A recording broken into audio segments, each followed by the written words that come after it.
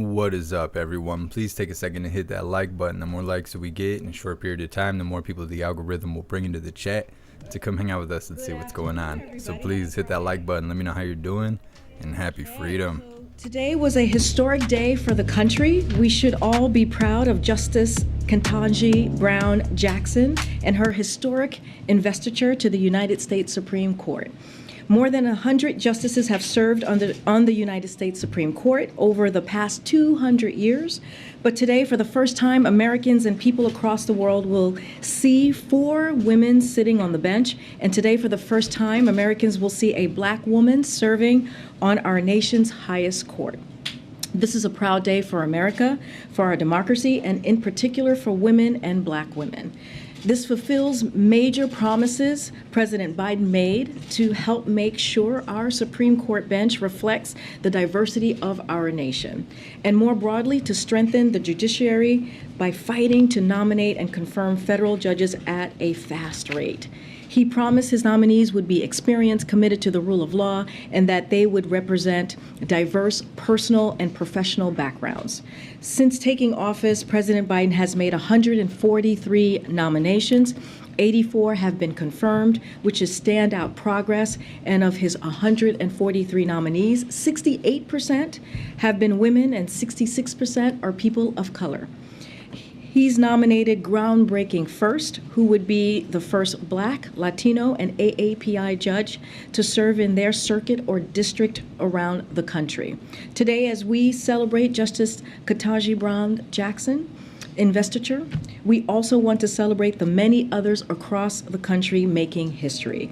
And the president is going to keep building on what he sees as one of his proudest accomplishments, and he thanks the Senate for their leadership on this issue as well. Finally, as you heard directly from the president a short time ago, our hearts are with everyone impacted by Hurricanes Ian and also Hurricane Fiona. The president remains in regular touch with the state and local officials and spoke with Florida Governor Ron DeSantis and South Carolina Governor Henry McMaster this morning. FEMA Administrator Deanne Criswell is also on the ground in Florida today. Since before the storm made landfall, President Biden has been clear that it is a priority for the entire administration to get those impacted by the storm help that they need. 1 week ago, the president issued an emergency declaration for Florida, which meant we could pre-position teams and resources like food, water, and generators on the ground. Yesterday, the president did the same thing for South Carolina in anticipation of the storm hitting there. Currently, efforts are focused on saving lives and search and rescue as part of an unprecedented level of coordination with the Florida National Guard and state and local responders. Teams started search and rescue missions before daylight yesterday and are continuing that effort today. By the end of yesterday, they had already saved hundreds of lives and completed thousands of structural assessments, allowing people to safely return to their homes. Federal teams are continuing to assess damage and work to restore critical services, ensuring emergency power is available to critical infrastructure like hospitals, and evaluating bridges, airports, and ports as well. We're also continuing to support the people of Puerto Rico as they recover from Hurricane Fiona. We're providing support for emergency response, recovery, and power restoration efforts, and covering 100% of the cost of public assistance, debris removal, and more. We have over 1,000 federal response workers on the ground, and we are providing millions of dollars to repair highways and bridges as well. We are also investing millions of dollars to make Puerto Rico's infrastructure, including its power grid, more resilient to climate change. The people of Florida, South Carolina, Puerto Rico, and everyone impacted by these storms have the full support of the federal government. And as you can see today, finally, we are joined by National Security Advisor Jake Sullivan at the podium to talk about the United States response to... That full support didn't work out for the people who were in Hurricane Katrina, who all got disarmed and had to live in a dangerous environment on top of a natural disaster. Thank you, Corrine. As Corrine said, I will have an update for you all on Russia, but first I want to take a moment, just as Corrine did, to acknowledge the devastation of Hurricane Ian and the millions of people who have been impacted by this terrible storm. As Corrine said and the President said earlier today, our hearts are with the people of Florida, South Carolina, and the Southeast. As President Biden made clear, we're going to do everything we can across this White House and across this government to support the people who have been impacted by the storm with the full resources of the federal government as communities endeavor to recover and then to rebuild. I also want to say a special word of thanks to our first responders at every level of our government for everything they are doing and for the life-saving and dangerous missions they've undertaken over the last 2 days to keep people safe. And if you'll indulge me, just a word on what was a very important foreign policy development yesterday. President Biden hosted a historic U.S. Pacific Island country summit. He released the first ever U.S. Pacific Island strategy. He announced over $810 million in additional expanded programs to help these countries combat the climate crisis, provide development assistance, enhance maritime security, and more. And finally, President Biden and all 12 Pacific Island presidents who joined him here at the White House for this summit issued a joint declaration to strengthen our partnership and to chart an affirmative vision for the region. Today, as you all saw just a little bit ago, President Biden issued a strong condemnation of Russia's fraudulent attempt to annex sovereign Ukrainian territory. This act is a flagrant violation of international law, and it has no legitimacy. Unfortunately, it's also not surprising. It's straight out of Putin's playbook of deceit, disinformation, and aggression, and we've been warning about it for months. In fact, I've stood at this podium and warned about it several times, including as recently as last week. Is that whose playbook they've been using? Every aspect of this process was pre-staged and falsified under orders from the Kremlin. The sham referenda were held at gunpoint. Ukrainian civilians were forced to cast ballots through coercion, intimidation, and in some cases under the watch of armed guards. Saying that it somehow reflects the will of the people is an absurdity. The United States will never recognize... They sound super jealous, the world, honestly. ...these actions, and we will stay the course, as the President told you earlier today. We have built, led, and maintained an extraordinary and coordinated response with our allies and partners, and that response will continue. As President Biden said, we will not be deterred. So what does that mean specifically in reaction to what has just happened?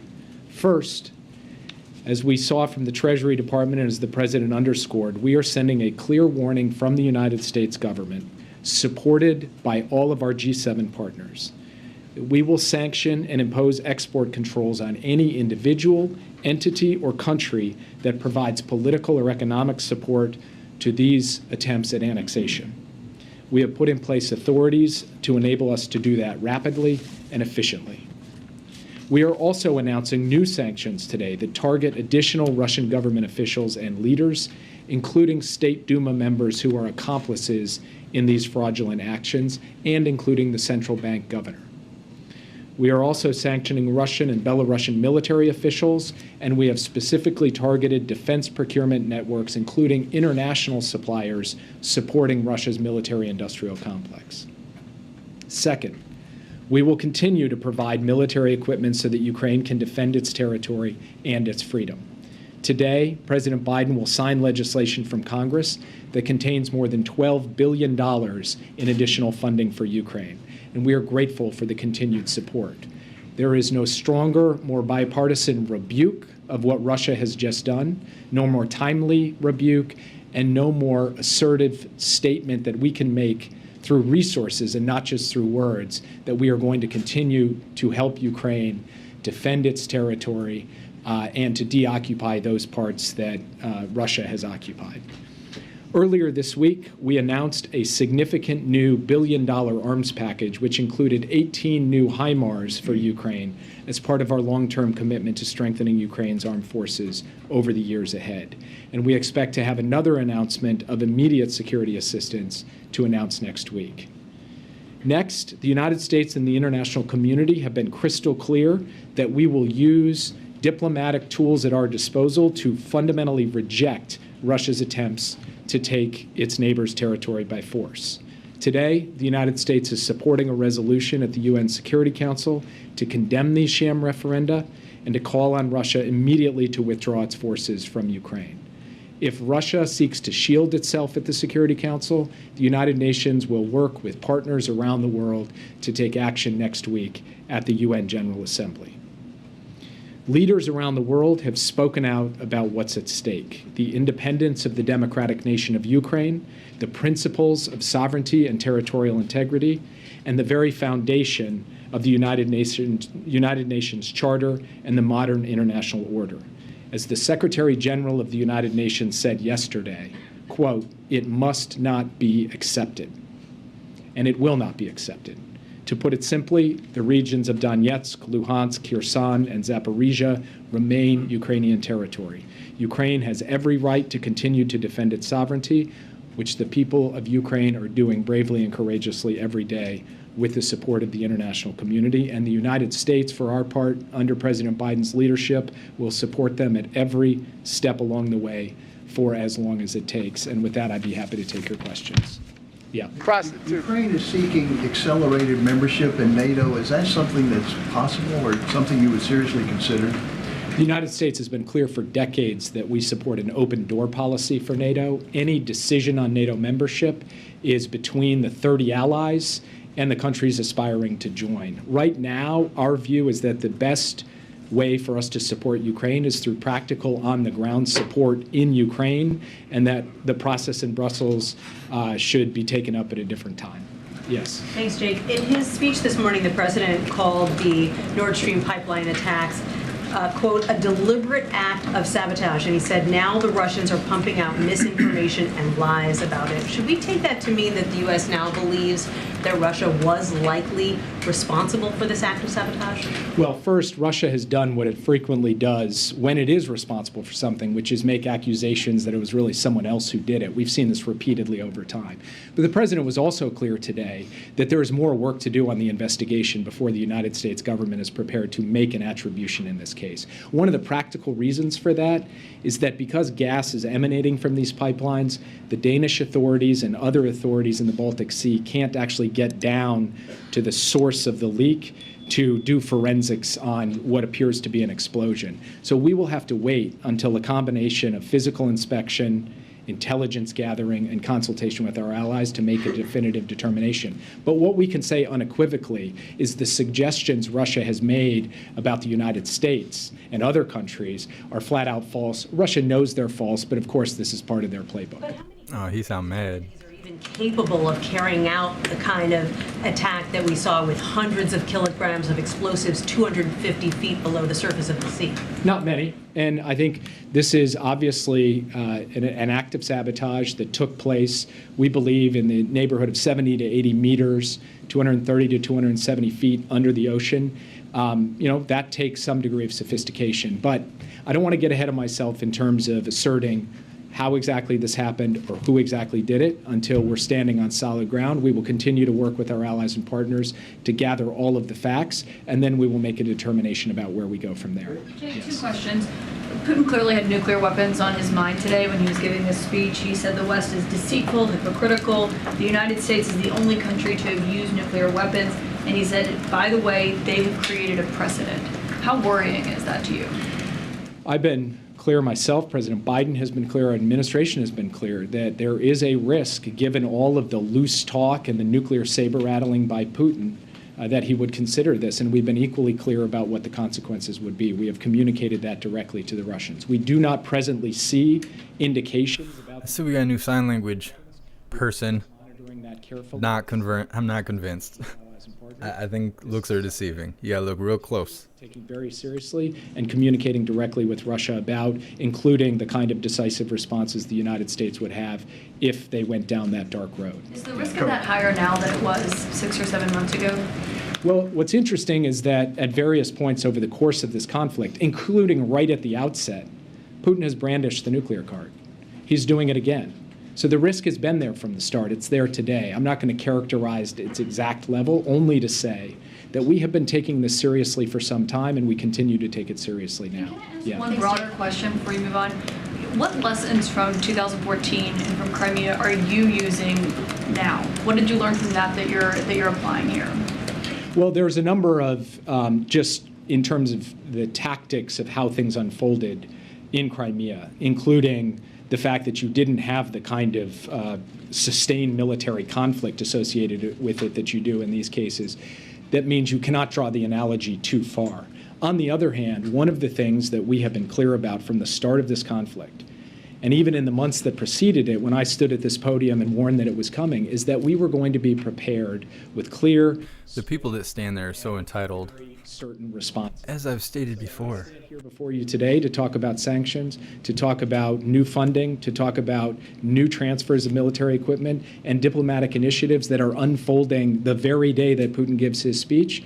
That is all the product of months of planning and coordination with our allies and partners so that we do not allow time to elapse, so that we seize the diplomatic initiative, and so that we communicate very clearly we will not accept this, and we will help equip the Ukrainians to push back aggressively against it, even as we rally the international community to condemn. Because of the strange shape of his head, he has to apply a stocking cap the same way most of us apply a condom. That is possible, warning what was going to come, indicating what we would do, and then following through and doing it. And that's what we're doing today. Yeah. Jake, would the U.S. actively enter the war if Putin used nukes on Ukraine?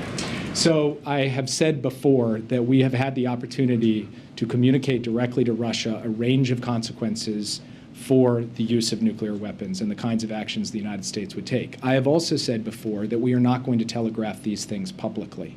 And so all I can tell you is that the Russians understand where things stand on this issue. We understand where things stand on this issue, and I will leave it at that. Do we run the risk, though, if we're not moving more firepower to Europe right now, that we would be unprepared for a serious response if he were to take that kind of action tomorrow? President Biden, even before this conflict began, moved a substantial number of additional U.S. forces on land, sea, and air to Europe. After the conflict got underway, within 72 hours, he had ordered the movement of even more forces beyond that. So we are standing at a level of enhanced force posture across the eastern flank, in the major maritime domains, and with all of the capabilities we need in the air as well. We feel that we have in place right now the capacity to effectively deter and respond to any contingency and to make good on what President Biden emphatically reinforced today, that we will defend every inch of NATO territory. The United States has put in place the pieces for that, and if you look at what our NATO allies have done in terms of surging their own capabilities to eastern flank allies, upping their own defense expenditures, we are at a state of readiness to take on any contingency, and we're doing the active coordination and scenario planning to be prepared for whatever comes our way. Is there anything we can do to protect energy infrastructure now before something that's actually in use gets attacked? And we're doing the active coordination and scenario planning to be prepared for whatever comes our way. Is there anything we can do to coordinating with allies to increase surveillance and monitoring of energy infrastructure, including pipelines in the Baltic Sea. And we will continue to work closely with Norway and other countries that have come out publicly and announced that they are stepping up their efforts in that regard. The United States has capabilities to be able to bring to bear, and we are bringing those to bear. Can you describe a little for us about the scenario planning? I would think that when this war began, there was a certain category of planning that has gone on. And how significantly has that changed as the facts have changed, as these threats have changed? And does it suggest that this is a very dynamic situation where is the president engaged in approving new plans on a frequent basis, or is this something that is part of a ready playbook that would already be at the disposal of the Department of Defense, or is this something that's being retooled in real time? There are elements that are consistent and elements that are dynamic. And what I mean by that is, from the very beginning, we've known the broad categories of forms of escalation that Russia could conceivably undertake. We've known the broad categories of contingencies that we might face, our allies might face, and Ukraine might face. But of course, as time goes on and circumstances change on the battlefield and broader diplomatic circumstances change, and as we gather new intelligence, we can refine the contingency planning within those broad categories to be more specific about different scenarios. And so over time, the president gets updates on the intelligence, updates on the likelihood or lack of likelihood of different circumstances, and refinements in the planning that's taking place across every element of our government, including the Defense Department, the intelligence community, the State Department, USAID, the Department of Energy, the Department of Transportation. We have people, experts from across our government working on a range of contingencies, and the president is in regular touch with his National Security Council principals to get updates on this and to give direction about how to continue to refine and sharpen these plans. The other thing that's happened is you've seen this steady stream of engagements President Biden has had with foreign counterparts, particularly in NATO, the G7, the European Union. That has been an opportunity to engage on different scenarios and to make sure that the leaders of these countries are directing their teams to coordinate together so that we can have a common playbook for how we respond in different circumstances. That's been a very important planning function that's almost unprecedented in the intensity and frequency of engagement at the leader level in a circumstance like this. Yeah. Jake, I wanted to ask you about the sanctions. I know we've had batches of sanctions rolled out for the last, say, 7 months, and I wanted you to help us understand what makes you all confident that these latest sanctions would deter or change Putin's behavior when thus far we have not seen his behavior change. Well, so first, one of the key elements of our sanctions strategy has been to reduce the capacity of the Russian military machine to regenerate its ability to threaten Ukraine. And we think we have had an impact on that, denying inputs to the weapons of war that Putin wants to manufacture and place on the battlefield. Second, we have wanted to undermine Russia's major sectors in technology, in industry, and, of course, in defense, so that its capacity to project power, threaten and coerce its neighbors, and wage wars of aggression is reduced over time. And we think that there is demonstrable progress on that front as well. Third, we want to send a clear message to the rest of the world that those companies, those individuals, and those countries that are going to stand beside Russia on this issue of illegal annexation, they will subject themselves to sanctions, and we do believe that that will have a considerable deterrent effect and have seen that in other circumstances. So for all of these reasons, we feel that the sanctions element of our strategy, the economic pressure that we are placing on Russia, and the denial of their ability to gather what they need to be able to regenerate their war machine, this has been a critical element to how we have prosecuted our strategy so far, and the impacts of it will continue to be felt month on month as we go forward and put us in a stronger position and Russia in a more disadvantaged position as this unfolds. One follow on annexation. Can I just ask real quick on sort of the broader view of U.S. policy on annexation? Is it U.S. policy that any land gained by defensive or offensive war cannot be legally annexed? It is the U.S. policy that the attempt to annex at the point of a gun, to conquer territory, hold sham referenda, and then declare that territory your sovereign territory and not your neighbor's sovereign territory, is as flagrant a violation of the UN Charter as possible. And this case is cut and dried. And it's for that reason that the UN Secretary General, who has been a careful voice, a neutral arbiter in multiple efforts on diplomacy between Russia and Ukraine over the last 6 months, came out with an absolutely unequivocal statement in this regard yesterday, and every word of it is something that the international community can collectively stand behind. Yeah.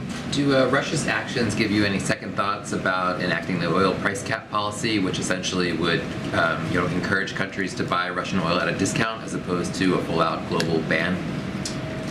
We're continuing down the road of negotiating alongside our G7 partners and working with countries who are purchasers or prospective purchasers of Russian oil, what the parameters in terms of a price cap would look like. We are not currently discussing a change in that policy, but rather continuing to find ways to both protect global energy markets and to deny revenues to Putin to feed his war machine. That is our fundamental objective. We believe this is the best method by which to achieve that objective, and we're not looking at a fundamental course correction on that at this time. Yeah. Are you concerned there could be attacks on U.S. and Western infrastructure after the Nord Stream 1 incident?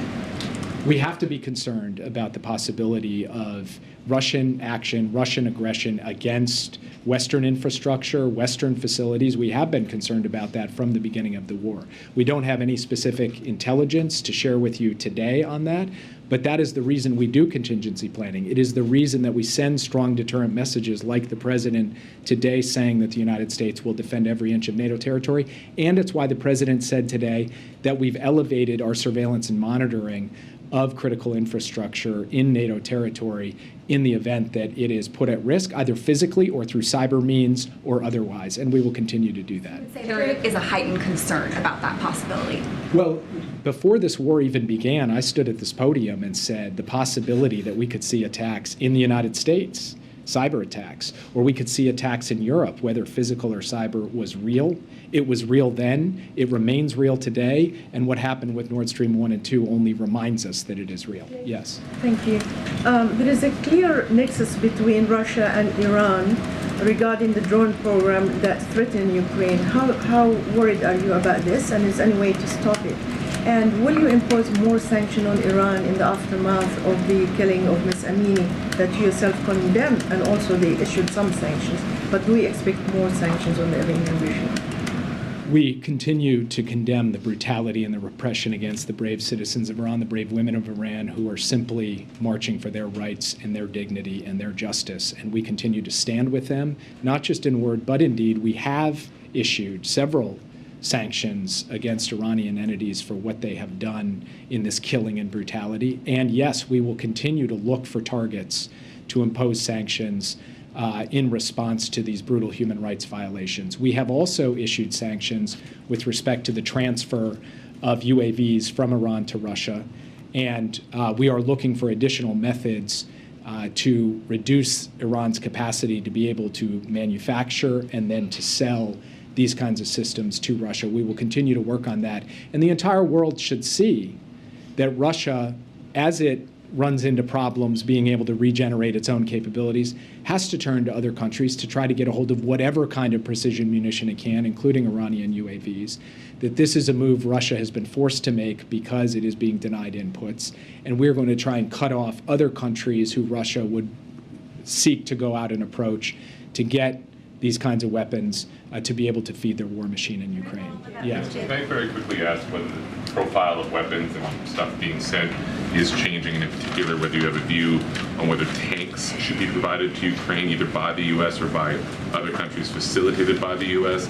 And separately, separately, while we have you, it's been about a year since that AUKUS deal was announced. I wonder if you have any update on the status of that. Are the Australians going to be buying American submarines, British submarines, or a combination of the two? Actually, our leaders just recently put out a statement following the one-year anniversary of the AUKUS announcement, which took place last September, just over a year ago, and we've made substantial progress over the course of the past year. We feel very good about the trilateral cooperation on the submarine program. We think that we have a good path forward. I'm not going to get into specifics on exactly what the nature of the platform will be. That some of the details of that need to continue to be worked out, but even more importantly, I need to protect the sensitivity of it. I will just say that our three countries are very much on the same page about the path forward, and there has been significant progress from concept 1 year ago to now the process of actually putting this in place. We also are pursuing a significant number of advanced capabilities through the AUKUS partnership in cyber, artificial intelligence, and other areas. We've seen significant progress on those as well, and there are certain areas where we are looking to bring in other partners as well as part of an open platform approach. With respect to tanks, we actually have facilitated the provision of tanks to Ukraine from some of our Eastern European partners who have provided the same type of Soviet-style tanks that the Ukrainian army trained on and is in possession of, and we will continue to do that. In terms of other weapon systems, what the president announced this week was a further provision of HIMARS, which we have provided before. We expect the next package will be a re-up of many of the capabilities that the Ukrainians have moved so effectively, and I don't have any announcements of new and additional capabilities beyond. Any new announcements on when they're going to reimburse us? Abrams tanks, Leopard tanks, like a higher, more modern tank. That's what that guy's face looks like? Holy! Where's his like nose and chin and everything? Somebody pushed his shit back. No wonder he had a compliance cloth on. German tanks, I would refer you to the Germans who are in their own consultations with Ukraine. Caught me off guard. Senators Blumenthal and Graham introduced legislation yesterday that would cut off U.S. military and economic aid to nations that recognize Putin's annexation of Ukraine. Does the White House support this proposal, or would it consider such a policy move like this? So I haven't had a chance to read the legislation, and in these circumstances, the details end up mattering. But at a broad level, the basic proposition that we should be imposing economic costs on countries, individuals, and entities that are providing political and economic support to these annexations, not only do we agree with that, I just announced that from this podium today. We are going to do that ourselves under executive authority. And I want to issue a clear warning to those who would think about providing political and economic support to these annexed territories or to Russia's efforts. Sign language person's gorilla hands is like distracting. You can be subject to U.S. sanctions as a result of those activities. We look forward to working with Senators Graham and Blumenthal on an approach in the Congress that could be consistent with and help drive that forward. Thank you. A couple of questions on Ukraine and then a follow-up on Iran, if I may. I'd like to get the administration's reaction on President Zelensky's statement saying that we are ready for a dialogue with Russia, but with another president of Russia.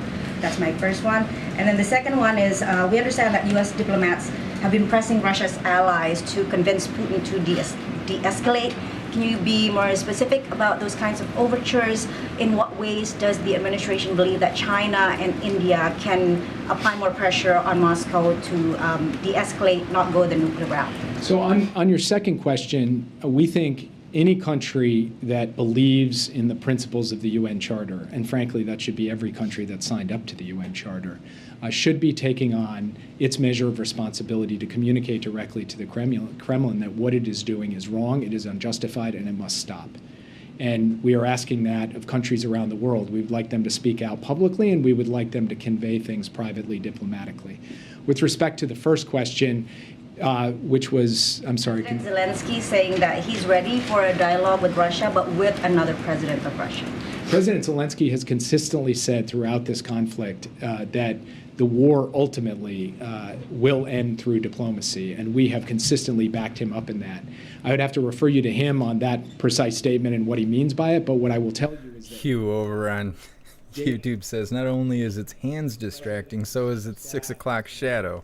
His defense minister, and I don't know how that. I guess I do know how that person got hired as a sign lady. To make sure that we person Whatever. One another well. What happened to the old one? Transparent. Write what you think happened to the old sign language lady in the chat. They're pursuing. That continues today, and that will continue every day from here on out. Yeah. Share the sentiment of President Zelensky that a dialogue is only possible with another president and not Vladimir Putin?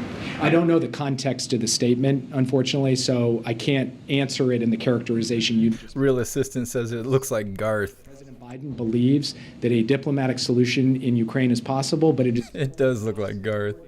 To the basic terms of the UN Charter that everybody signed up to. That's what he said in his UN speech last week. He continues to believe that quite strongly, and in his conversations with President Zelensky, they've been of the same mind on that point. Please follow up on your question that on the pipeline. Did I hear you correctly to say that the U.S. government has ruled out the involvement of any European allies, including Eastern European countries? Some of them were very angry about that pipeline and in the sabotage, and that. We do not believe that this was the work of any NATO ally. And then, more broadly, Putin in his speech cast this as a kind of cultural struggle, with Russia standing for tradition and the U.S. and the West standing for Satanism, for attacking the family and traditional values and things like that. How do you answer that argument? I mean, it's rape. What do you mean? They don't answer questions around here. The fact that he's using words like Satanism is, to me, precisely the kind of over-the-top rhetoric and ranting that you hear from someone who has no basis to justify what is a colonial and imperial land grab. And so rather than fill in any kind of logic or moral defense of what he has done, he has to resort to these kinds of absurd arguments. And I think that can be plain for the entire world to see. Yeah, and this will be the last one, so that I can let you. Thank you, Jake. On another topic, what is your expectation for the election in Brazil this Sunday? What are you going to be watching for? And how fast is the White House going to recognize the result once it's announced? I don't make predictions about American elections, so I promise you I will not make predictions about Brazilian elections or the elections of any other country. So, thank you, guys. What do you think the sign language person's real name is? I'm thinking it looks like a Gus, maybe? How much time? Harold? Folks have to gather. Probably, maybe somewhere in there. Sure. Karine, can you give us an update on the president's plans? Will he go to Florida? Will he go to Puerto Rico? And then also, do you have any idea how much money you'll have to request from Congress yet to replenish the disaster fund? So I'll say this, the continuing resolution in Congress, as you all know, is voting. They're voting on this all today, so we'll help ensure that FEMA has the resources it needs to address immediate response and recovery needs, including those in Puerto Rico and also in Florida. It looks like a Bruce. I could see a Bruce or a Harvey. Yep, it could be a Harvey. On continuing that. Neil. You guys are on the right track here. I'm thinking so. We're all on the same page. Happening. Look, the president's been very clear. He wants to focus on what Florida needs, what Puerto Rico needs, and they both have the full force and the full support of the federal government. And we will continue to have close conversations with the officials on the ground. Spider Dad says it's a Skylar. Could be a Skylar. People in Florida have what they need. As you heard, he spoke to the South Carolina governor today, offering those same that same support. One of the things that I just want to WMM says it's a Gary. What we have seen these last couple of days, more than a week, is if you think about what the president was able to do in Florida and what the president's going to be able to do in South Carolina. Robert says it's Midge. It's actually Mudge's cousin, from the Twitter whistleblower deal. This is Midge. Didn't work out the same. Didn't get a job at Twitter. Ended up here doing handies at the White House. I don't know. And so that is because the president has made this a priority, and he wants to make sure that we are offering all of the support. Just to name a few, because this is, we think, important. It's the FEMA Urban Search and Rescue, the U.S. Coast Guard, the Department of Defense, DHS, the Department of the Interior, working hand in hand with the Florida National Guard and state and local responders. And these teams are doing the work day and night to make sure that they're rescuing folks on the ground, but also offering water, food, and generators as well. When the president does go to Florida, whenever that might be, does he want to meet with Governor DeSantis personally? So, I want to be very clear about this. This is not about politics, right? This is about the people of Florida and what they need. When we saw Surfside, the horrible, catastrophic, building falling in Surfside and killing so many Floridians not too long ago, over a year ago, you saw Governor DeSantis and you saw this president sit side by side talking about how they were going to work together to make sure that community got everything that they need. So this is not about politics. I don't have anything to share about a trip. Look at her all dressed up, pretty enough to sell in the human market. Yesterday, it's something that maybe that's what they got going on later. Appropriate in Florida. He does want to also go to Puerto Rico, and once we have an announcement to make, we surely will make that announcement. Apparently a meeting today between the administration and oil executives. Could you tell us a little bit about that? What's that for? For sure. So from what I understand, like as you stated, there's a meeting that happened with the Department of Energy with the oil companies. Don't have anything to share at this time as to how that meeting went or what the. Why did they give the thing in the corner better camera quality than the original sign language lady who I think did a fine job at what she was supposed to do? As soon as I'm sure there'll be a readout and some more information to share to all of you. Go ahead. Kate. Yesterday, President Biden said that Governor DeSantis, when they spoke, complimented him and praised the immediate response from the federal government. Is that a sentiment that the president returns? Does he think Governor DeSantis has handled the response to this well so far? So I can't speak to the specifics of a private conversation. I can say that we gave a readout from our end about how the conversation went. Again, we don't want to make this about politics. We don't want to make this about red states versus blue states. It's like watching ESPN and they're like, look, we don't want to talk about sports. Okay, we can't talk about sports from here. Who need the assistance. Stupid. They are going to continue to coordinate. They are going to continue to have conversations. They had, I believe, 3 conversations in just a week's time about what they can do to help the communities in Florida. But I don't want to get into politics here because this is not about that. Right. I'm not asking about politics. I'm just asking if the president thinks that Governor DeSantis has done a good job. I'm just not going to. Look, I haven't had that conversation with the president. What I can tell you is that they are working closely together. The FEMA administrator is down there currently with the governor. They are traveling the state together and looking at what is currently happening on the ground. I'm not going to get into particulars of who's doing a good job and who's doing could do a better job, I should say. Right now, we are working closely, hand in hand, with the officials on the ground. We have had multiple conversations, not just this president, but also the FEMA administrator. And you can see the fact that they've had conversations, the fact that the FEMA administrators on the ground, that this is a working relationship that is about the people of Florida. I'm not going to get into scorecards here. I don't think you got called. Yeah, thanks. Just real quick, is the president will sign the CR today? Is that the idea now? I don't have any. That's a very good question. I don't have any specifics on that. I know it takes some time. Like there's mechanics that need to be handled on the Congress side before a bill gets here. I don't have any specifics on when that gets signed. Clearly, he will sign it as soon as he's able to do that. Okay, and is the White House still committed to an early October timeline for the application for student loans to go public? Yesterday there was an email that went out to some borrowers that said October generally. It didn't say early October. I'm wondering if the timeline has slipped at all. I do have a little bit, I don't have a specific date in October, but let me just, since you mentioned the email, yesterday we began the first of what will be regular updates to borrowers interested in debt relief. We shared information of what people can expect in the coming weeks around the program and process for applying. We shared the following. The application for debt relief will be available next month in October. No date set yet. We will next month. It's this month. We are in October, right? Or tomorrow. Tomorrow we're in October.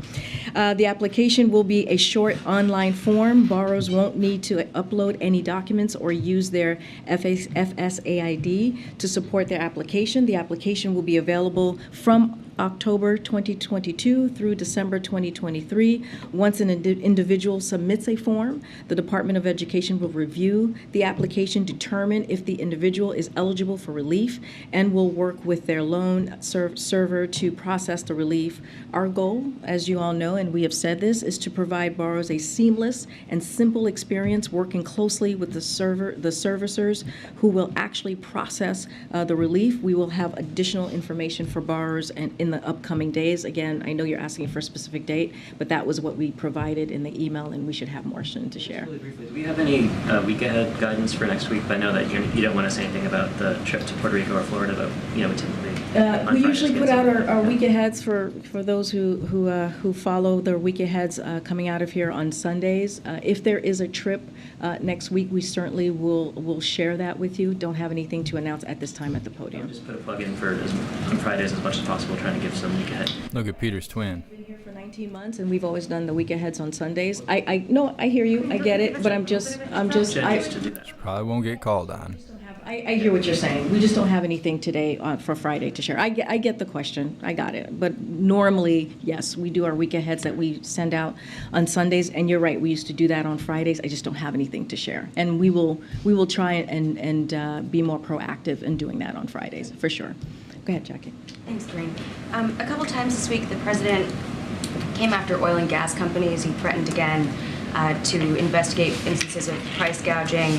But John Kerry said yesterday that they haven't seen any evidence of that happening. And I remember the president first put out this call for the FTC to investigate possible price gouging in November of last year. So my question to you is, why does he keep throwing that out there? And does it have anything to do with the possibility that OPEC could announce a production cut next week and we might start to see prices come up? Is he trying to deflect away from? So, as you know, we're not going to speak to OPEC Plus. We are clearly not a partner or part of OPEC Plus. So they are an independent entity, and we allow them to make their news and their announcements on their own. What we're saying is we're just making sure that while people are we are all dealing with a hurricane, that gas and oil companies don't take advantage of it. It's just a little bit of a, hey, we want to make sure in this time when people are losing their homes, when people are dealing with an incredibly difficult time, that we shouldn't take advantage of it. That's it. It is just coming from the president, and we feel that coming from the president is a powerful voice. And so, look, we know that disruptions from hurricanes can pose challenge to markets, but the latest projections show that major refineries should not be impacted by Hurricane Ian. And so we're just making it very clear to the oil companies. The president is making it very clear to the oil companies. So there's nothing more to it than just being vigilant about that. Does it all run the risk, though, of further fraying the relationship between the administration and these? There's been, obviously, some space between, their position, industry head's position, and the White House in terms of attitudes toward fossil fuels and, sort of casting of blame from side to side. The companies will say, well, the Biden administration is hostile, and that's why, we can't ramp up production. Does this kind of rhetoric make it worse? I think so. As you know, the oil companies are currently meeting with officials, White House officials, and the Department of Energy. And so, look, I think the president thinks that he is standing up for the American people and making sure that oil companies are passing on the savings that they're getting to consumers. And we have said that time and time again. And this is something that the president thinks it's important to use his platform to do so. What if this signed person's not actually doing anything? I know you're not going into the week ahead, but what if they're just faking it?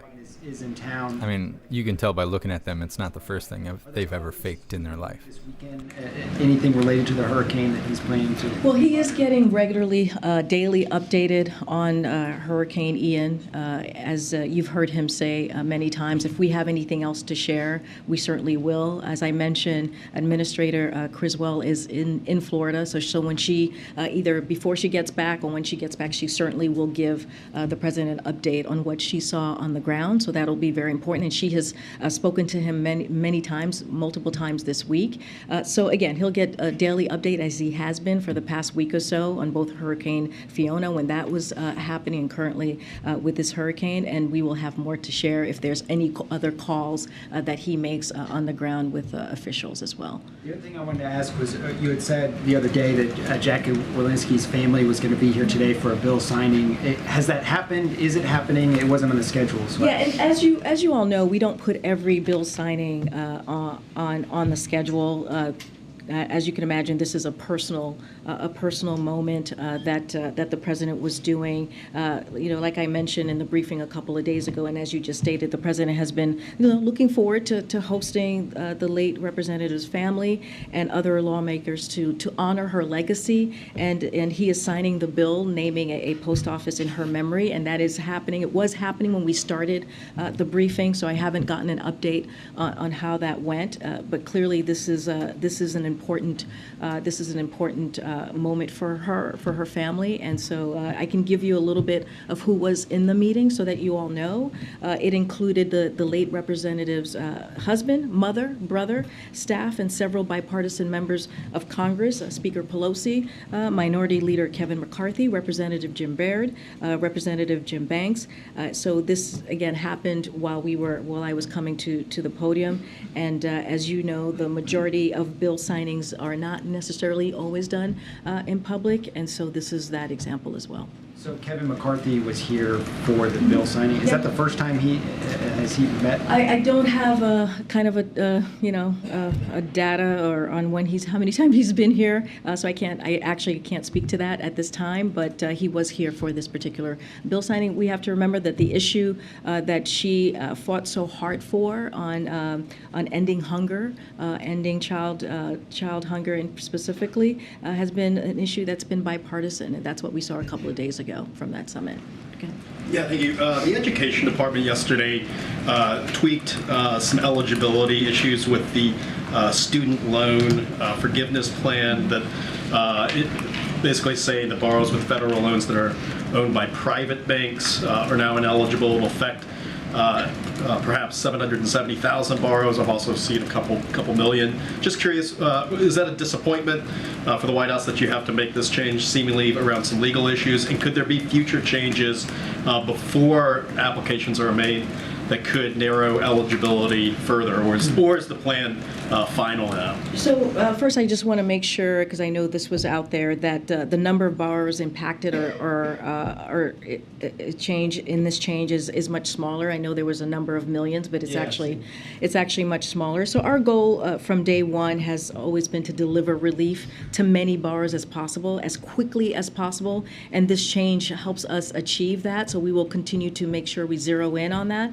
Look, the Department of Education continues to explore alternative ways to provide relief to those borrowers with commercially led held loans. I do want to say that when you think about what we're trying to do, right? We're trying to give relief to everyday Americans, right? We're trying to give relief to working families. We're trying to give relief to working Americans. And the fact that you see folks out there in Republican states that are making it very hard for us to do that, for us to give a little bit of a breathing room to working Americans, I think it's really unfortunate, because what we are doing is actually popular with Americans. What we are doing is actually giving Americans an opportunity to put money down on a house, an opportunity to start a family. And so that is what, unfortunately, we're seeing that these red state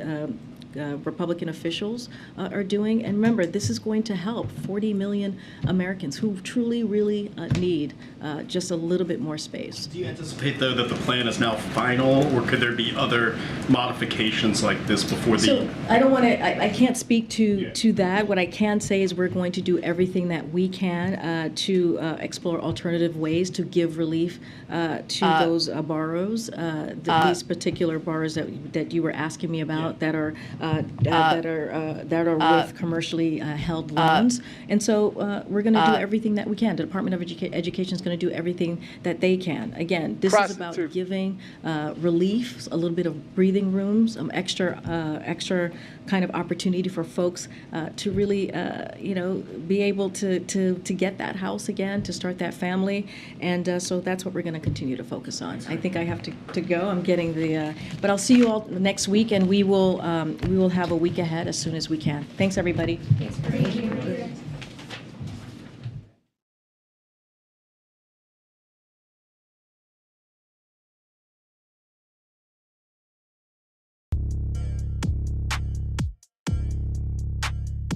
All right, hooligans, we're gonna get ready for the Pledge of Allegiance here in a second. I think it's really crazy they swapped out that sign lady person thing. I mean, I'm sure we'll get the original one back at some point after her cloning is done, and they've made 1,000 masks of her face and all that kind of stuff.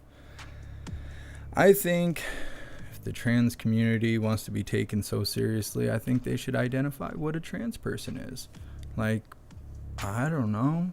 Do you still got a wiener? Because I think the difference between a trans person and a cross-dresser is penis. Anyways, let's get ready for the Pledge of Allegiance, hooligans.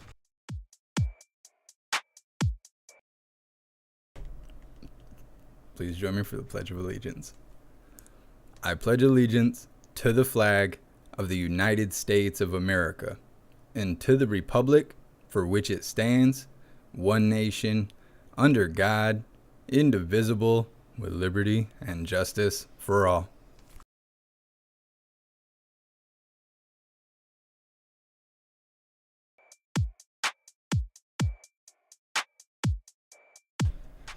Anyways, that is all we have for right now. I'm going to read through the chat here real quick while you're still hanging out. Find the Linktree link.